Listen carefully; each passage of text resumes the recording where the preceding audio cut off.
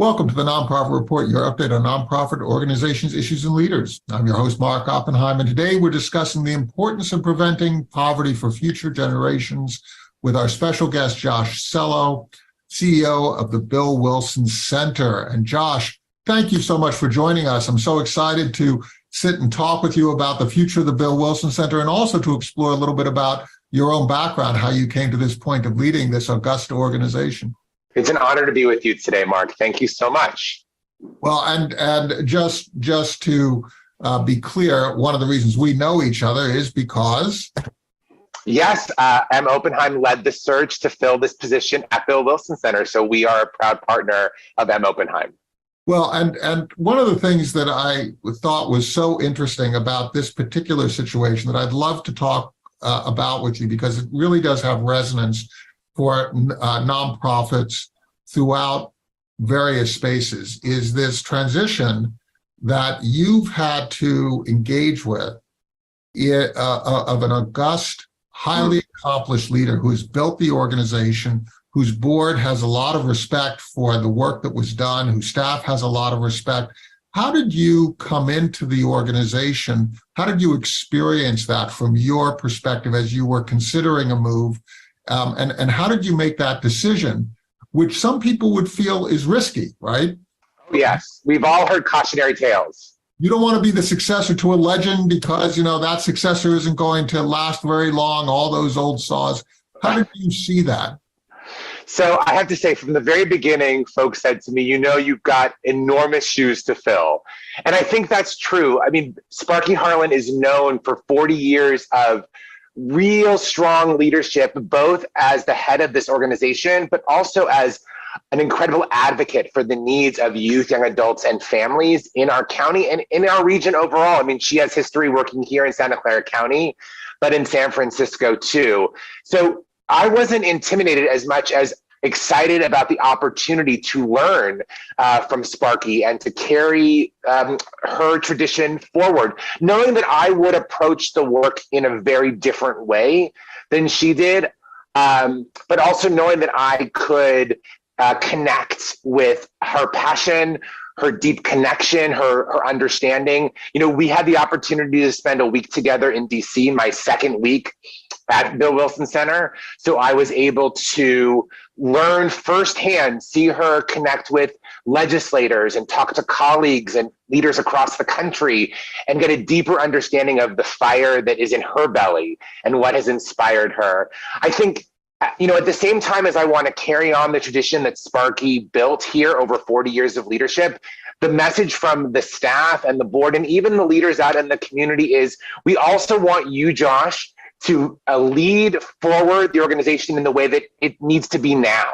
So working together with the staff and the board and the community, figuring out what are the next 10, 20, 30, 40 years of Bill Wilson Center look like? How does that meet the needs of our constituents and our community moving forward? And it might look different than in the past, but we're always evolving.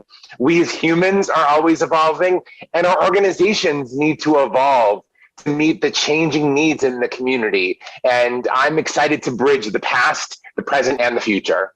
So one of the things that I think is so interesting about what you just said is that, first of all, you came to the tenure of Sparky as the person who's really built up this organization with respect, but not with some sense of inadequacy or awe, inadequacy, right? I mean, you basically looked at it as, wow, what a series of accomplishments now. How can I not be Sparky Harlan Jr.? Absolutely. Because you weren't going to be Sparky Harlan Jr., right? There's no way. So talk a little bit about your background and the kind of journey that you feel not only gave you the competencies to understand the programs and the constituents served, but also to now work with your team, the board team, the staff team, to continue to build. But let's talk initially about sort of your own career trajectory and how do you connect with the constituents that are being served by the Bill Wilson Center? So I'm going to start with the second half of your question, Mark, because I think that's what inspired me to even consider applying for the position. I am gay and I'm part of the LGBTQ plus community, and that is the community that is part of who Bill Wilson Center serves. There's a huge overlap in terms of youth and young adults who are runaway, who are unhoused, and youth that are LGBTQ plus. So there was a deep resonance of feeling like this was an opportunity for me to serve a community of which I'm a member. And in all the years of working that I've been doing in all my various jobs, I've never had that opportunity before. And I really wanted to, as sort of I reached the middle to second half of my working life, have an opportunity to give back to my community in some way. I'm also deeply moved by the Let's talk about that, though. Yeah. Let's talk about why so many young people who are member of the LGBTQ plus community end up having these issues of homelessness, dislocation, job issues, tossed out of their family. Talk a little bit about that from your perspective. What have you seen that causes so many people from the community to require the kinds of services that you now provide? What's going on in America? I think what you often see a lot of, so there's several different layers of challenge that families are facing. So the first is you see a lot of intersectionality related to communities of disadvantage. So there's a heavy overlap as it relates to poverty, and then family challenges that result from poverty. And then on top of that, if you have a child who's LGBTQ plus, an inability to manage or understand or even deal with the challenges of your child. You see a lot of stories of folks being disassociated from their families, pushed out of their families. These are also families facing food and housing insecurity. So it's another challenge. And on top of it, also, so you talked about income, you talked about identity, housing. You talked about housing. Are we also talking about race? Are we also talking about gender? Are we talking about what other aspects here? You said intersectionality. Continue that sort of discussion of how you view intersectionality. Yeah, you're talking about all those. So race, absolutely, because we do see a large proportion of people of color who come through our doors and need our assistance. I think in many cases, you're also talking about cultural issues. Different cultures approach sexuality, gender identity in different ways. Absolutely. So you have all these different lenses through which the experience of a young LGBTQ plus person, a young person of color is facing. And then on top of that, you have the external issues. We're seeing a huge increase in the number of anti-trans bills across the country. It creates an environment where children are less safe, where they feel less taken care of, where they have less access to resources. It's a time when you need leaders who identify as LGBTQ plus to stand up and say, we're here. It's sort of like when I was in my early 20s and there was the It Gets Better campaign that was out there for a while. For a long time, especially as I was growing up, there were no positive images of gay people in the world. And people didn't even talk about gay people. I grew up in the 80s. So other than the AIDS crisis, that was how the lens through which we viewed gay life. And we've come much further. But when I see nationally the conversation around anti-trans sports bills, anti-trans bathroom bills, it's become, this is the new anti-gay of the 80s again. And we do need leaders to stand up and say, this is not okay. If we want to interrupt the cycle of disadvantage, interrupt the cycle of poverty, we need to lift up our young people, not bring them down. And they need folks like the people here that I work with at Bill Wilson Center and other like-minded folks, organizations, to stand up alongside them and help them thrive, not just survive. You're also seeing the rates of suicide among young LGBTQ plus youth are much higher than non-LGBTQ plus youth. And this is a travesty and one that we have to address. So are you actually seeing people young people moving from states where these laws are being passed, or is that not something that you've actually perceived, where people have actually come to states or to municipalities that seem to be more welcoming from their homes just because they feel rejected and they feel disrespected and they feel upon an attack for who they are. I know that when we look at the countywide, when we look at like in the countywide unhoused data that's put out by the PIT every 2 years, I know that in general, the largest proportion of unhoused folks are actually have been living in the community for a long time. Mm-hmm. So I'm not sure that we're seeing a huge amount of migration across the US. In general, most of the folks that we see are residents already of the greater Bay Area who are coming here, not necessarily transplants from other states. So the intersectionality piece is really about this combination of lack of means, right, which creates insecurity, social rejection, right, by family. There might be conflicts with religious beliefs. There might be issues of race that intersect and so on. And now you've got kind of a perfect storm of people who have experienced different types of trauma, and those end up being your clients. Is that basically where it comes down to? Yes, absolutely. And I think the trauma piece has to be really highlighted because these are young people who have faced a significant amount of trauma and are still working so hard to navigate the challenges that they're facing. I mean, think back when we were that age and all the things we were facing. It's already a time of so much personal change. And then layer on top of that, the high levels of insecurity that come with not knowing that you have a place to live, that you have a family and a support system.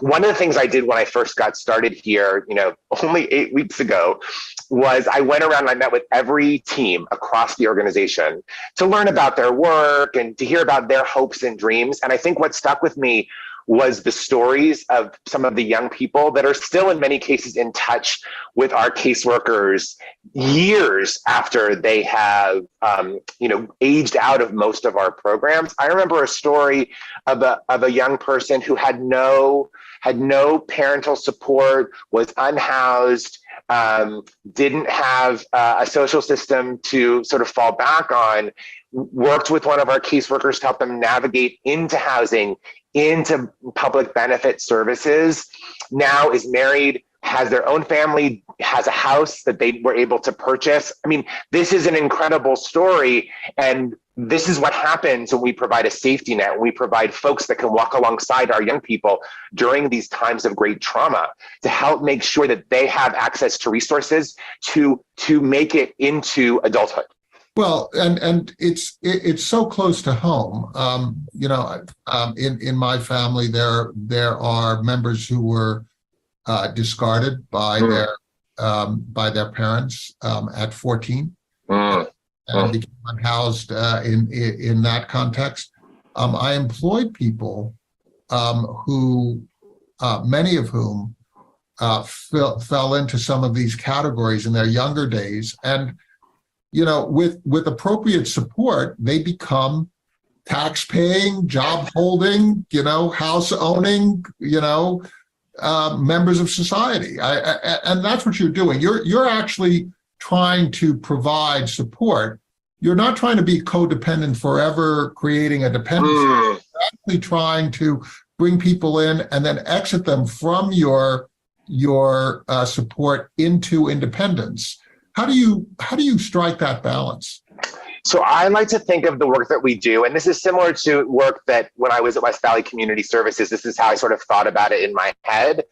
We are champions, we are partners, but the folks that we work with, our clients, have a huge amount of work that they need to do. It's their journey. We are on their journey with them. It's their story. We are there to help them have as successful journey as possible. Right. So if we can align different resources, because we're the experts in the constellation of resources that are available. If you've never needed any of these things, you wouldn't know where to get public benefits, what's available, what are the different programs. We know that. So we're able to be sort of that champion that can come in and say, hey, we've got your back. We're here to walk alongside you on your journey, but this is your journey, your story. And I think that we work really hard to make sure we don't perceive ourselves as some sort of knight that's come in, with, to save the day. That's not our role. We're there just to align the resources that support success. And very often you have clients who basically are telling you, there's this cliche that is just not true. Clients are generally not saying, I want more. Right? Clients are generally saying, I want to be in a position where I can want less. I can take less, right? Because I don't want you in my business. I don't want to have to share. I don't want to have oversight and government compliance audits of whatever. Who needs that, right? I want less. Help me to use you less, right? Right. People want to be self-directed. People want to have the resources to make their own decisions. And remember, every time someone retells their story to another social worker or another caring leader, it's the possibility to relive the trauma that they're already experiencing. Who needs it? Right. Exactly. Who needs it? I mean, I think in many cases, folks want the support, but there are also folks who don't approach our organizations because they either don't know that they're eligible or they're afraid to ask. I mean, we saw this all the time. There are studies on this that people don't go to food pantries because they think either they're not bad off enough or someone is worse off than they are. So they don't want to take the resources, even though the resources are there. We have this. And I think this comes from leaders at different times who created images of who the folks who need our help are, that were incorrect and often racist and biased, deeply racist. And so as a result, people are not always seeking the help that our systems are set up to do. We try to, through our outreach, make sure folks know that we're here and that there is a range of services available to help them, because we all need help at different times. We all depend upon our communities to lift us up when we face struggles. And so we have to keep that in mind too. I just recently read Poverty by America by Matthew Desmond. And one of the things that really stood out to me is that all human beings get help from the government in different ways. But some people are looked down upon because they ask for help. And some people just assume that it's their due because of where they stand, sort of by class. And really all of us need help. If I'm drilling for oil and I'm getting a lease on the land at a much reduced rate, right? So I'm not paying the government for that lease on the land, right, at a much reduced rate because the government feels like I need to drill oil, make it available and sell that oil, which is on this government leased land. The government is basically helping me drill for oil. Absolutely. Yeah. But even for all of us who own land and get a mortgage tax deduction, that's the government helping us too every single day. So we're all helped. And this myth of bootstrapping is just that. It's a myth. No one is bootstrapped. We all get different types of help. So I like to keep that in mind when we think about the type of work that we offer at organizations like Bill Wilson Center. So how do you ensure that money is efficiently spent? Because one of the things that people are really concerned about is that nonprofits that are taking in contributions, that they're efficient. And if I'm going to write you a check, I want to make sure that money is put to good use. Now, if you're getting a government grant and I'm paying taxes and that government, I want to make sure, how do you make sure that money is well spent? Because really, since everybody's so individual, you could provide an infinite amount of services and figure out a way to justify it, right? You know what I mean? So how do you create that tension to, or is that even necessary to make? How do you deal with that issue? So I think transparency is critical, and especially fiscal transparency as it relates to nonprofits. We don't want to be the next nonprofit to be on the cover of the Mercury News and the New York Times, because of some sort of malfeasance. So there's a couple of things that I try to make sure that we are on top of. First of all, that we have tight financial review on a monthly basis of our performance and our operations, and we're making smart decisions. Always keeping in mind, is this best use of our resources? If we were to have to report this out, would the community who's entrusted us to deliver on our mission feel like we were making smart decisions that help us deliver on what we say we're going to deliver? So financial reporting, analysis is important. Obviously, clean audits, which we do on an annual basis, are an important part of that to do as well. Training of all layers of management and staff as it relates to how spending, how to, not even just what we're spending money on, but how we're thinking about our spending, what's influencing our decision-making as it relates to choices. And then also making sure that we're reporting out to our stakeholders at all the different levels. This is what we said we were going to do. This is what we did. This is what it cost. To just make sure that at all levels that we're consistent with what we say we're going to do, what our values are as an organization. I will say, and this might be unfairly so, nonprofits are held to a higher standard than for-profit organizations. When you think about how much fat is built into, your Starbucks latte, and in some cases, funders don't even consider that we need to make sure that we have enough additional revenue to have working capital for new ideas. But we're supposed to keep our prices as low as possible when we go to quote out contracts. Well, then how do you have working capital? Right? Your salary is published, right? Yes, all those things. Yes, it's all transparent. It's all published. Right. Yes, of course. We make sure that our reporting is strong so that people can feel confidence. I also try to build this into the way we even talk about fundraising and solicitation, so that it's very clear what we're doing, how we do it, why we're doing it, so people can feel that they trust when they make a donation to Bill Wilson Center.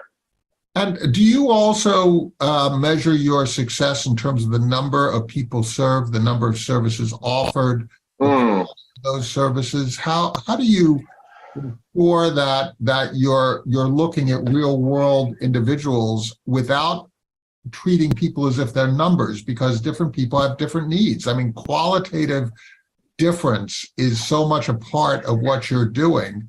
How do you end up looking at quantity and ensuring that quality is also there, but you're not over-serving people who don't need it, and therefore depriving people who do?